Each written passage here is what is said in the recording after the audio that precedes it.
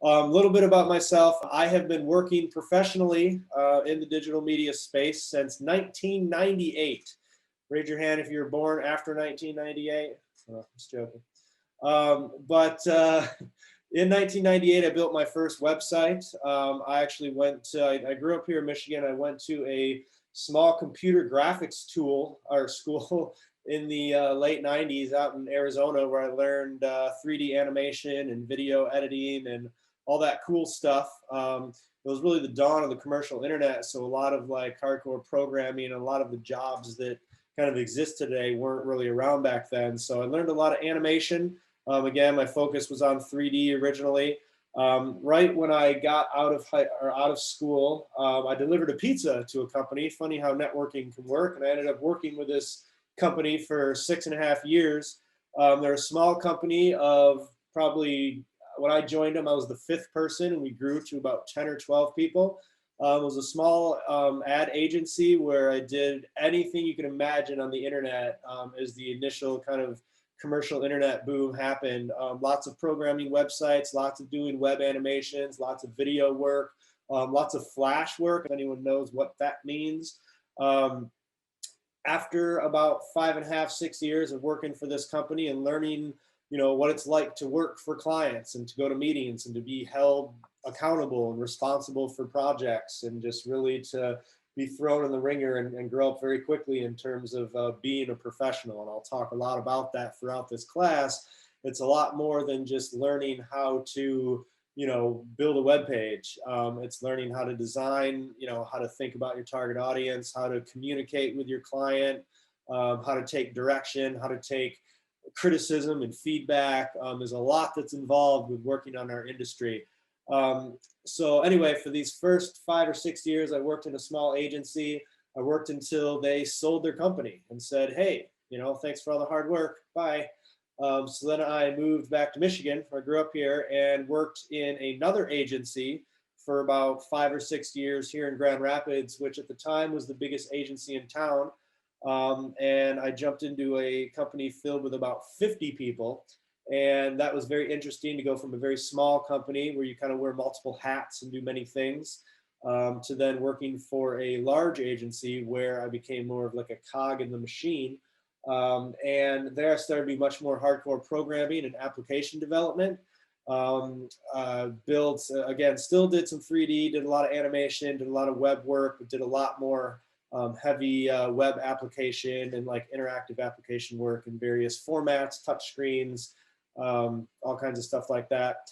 And about that time, after about 5 or 6 years in that company, instead of them selling the company, I watched this company go out of business. It was really interesting. It was in the economy crash in 2008. I went from the 50th person, I made it down to like the last cut of about the last 10 people. And one day the bosses came in and said, yep, sorry, we're closing our doors. You guys aren't getting paid anymore. Which is an interesting experience to kind of see both sides of a business. One going, one selling and everyone getting rich except for me, and one going out of business and everyone getting fired. Since then, since about early 2009, so for the last 10 plus years, I've actually been freelancing and teaching on the side. And working through these agencies, freelancing, I've got 22 plus years of real professional experience doing anything you can imagine on the web. Video, animation, web programming, mobile apps, games. I've done hundreds of digital projects for Fortune 500 corporations, big companies in town, small, little startups, everything you can imagine. I've been through a lot when it comes to just work experience and working in this industry. So I'll be throwing a lot of information at you as we go through this.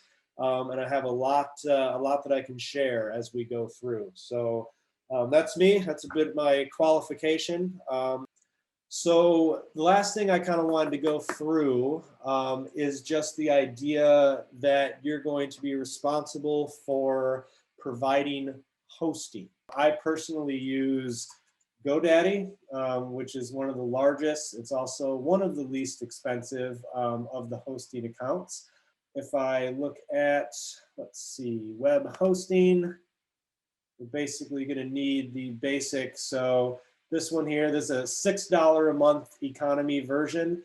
You have to purchase the domain name itself, which is usually like $15 a year. You usually get that for free the first year, or maybe for like $5 the first year.